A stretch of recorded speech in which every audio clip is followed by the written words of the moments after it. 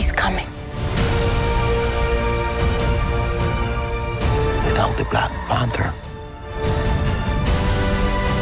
Wakanda will fall. With the release of Black Panther Wakanda Forever, audiences are introduced to Namor the Submariner, who is an important figure in Marvel Comics history, and one that appears to have a key role in the MCU going forward. That can't be good. That is, of course, because he is a mutant with strong ties to the X-Men. So we're going to break down what we learned about mutants in the movie, how that can help introduce the X-Men to the MCU, and what Namor's role will be in the MCU going forward.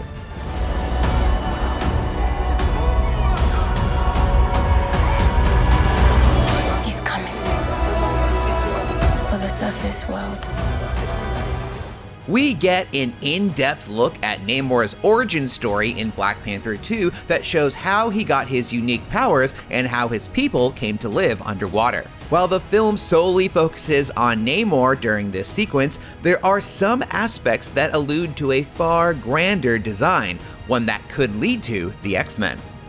In the flashback to South America 1571, we learn that Namor's people were suffering from disease brought by foreign invaders, and so the leader of Namor's people prayed to their Mayan god for aid, and the god instructed them to fetch a glowing flower growing under the sea. The flower is seen sprouting out of the vibranium meteor that crashed into the ocean long ago, making it essentially an aquatic version of the heart-shaped herb, the mystical plant that gives the Black Panther their powers. Namor's mother was pregnant and feared the plant would harm her child, so they crafted her a protective bracelet. After consuming the flower in a potion, Namor's people fell into a deep sleep and awoke with new aquatic physiology. They took to the ocean and founded the underwater kingdom of Talokan. Seemingly due to Namor's mother taking the potion while pregnant, he was born a mutant, unlike any other. His most distinct features were his pointed ears and the wings on his ankles, not to mention his ability to breathe both underwater and on the surface. Only the most broken people can be great leaders.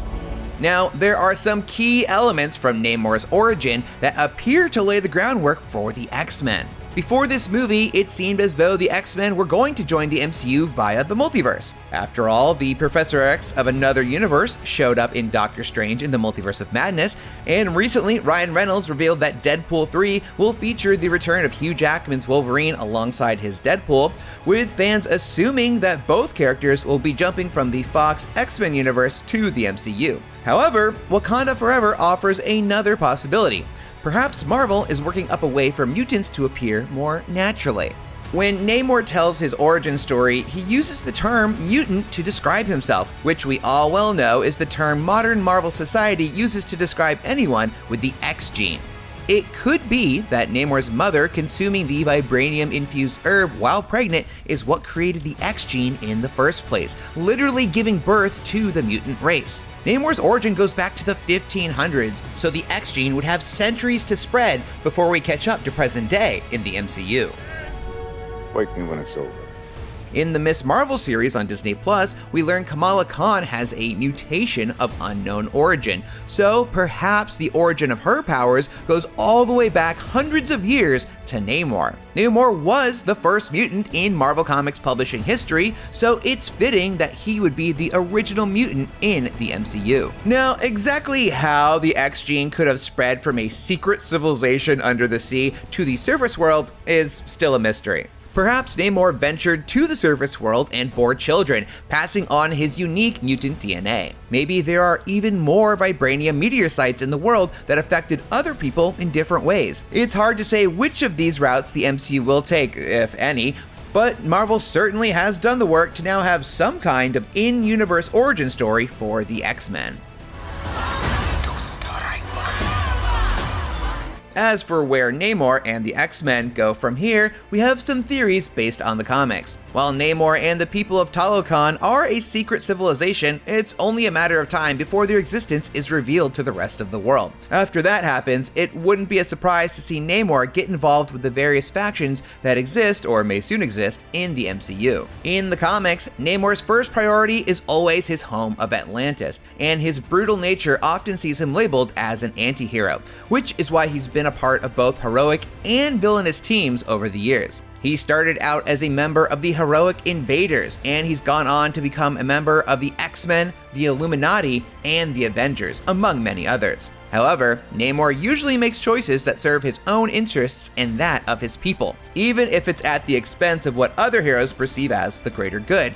So he's also been a part of the Dark X-Men and the evil version of the Illuminati, known as the Cabal. The way Namor was portrayed in Wakanda Forever is a perfect snapshot of the character's anti-hero nature and a taste of what to expect from him as the MCU continues onward.